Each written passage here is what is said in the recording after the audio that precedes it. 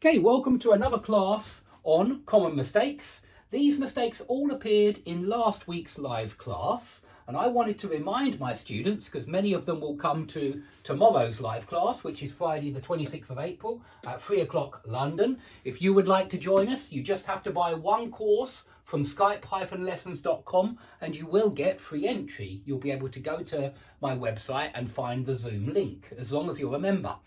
But these mistakes which cropped up are very typical mistakes. These are the kind of mistakes that I correct on a regular basis. And it's because it doesn't matter whether the students from I don't know, a Spanish-speaking country or a Portuguese-speaking country or a French-speaking country or a Russian-speaking country. Usually students make very similar mistakes. So these are mistakes which I think I've corrected many times before. Have a look at number one. The life is a lot safer here.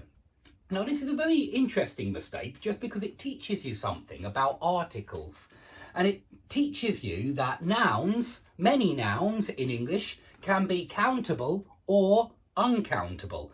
Life can be uncountable when you are talking about life in general, life and death, but when you're talking about people's lives, then it becomes countable.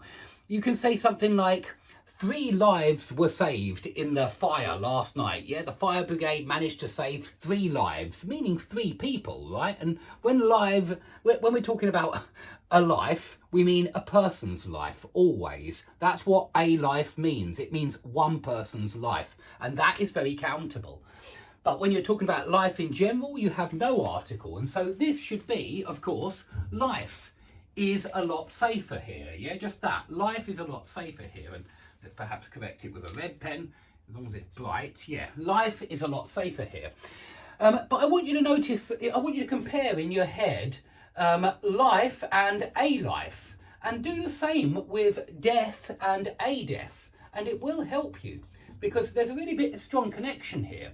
If you're talking about life and death in a philosophical sense, you're probably going to need the uncountable life and death, because you're talking about life and death in general.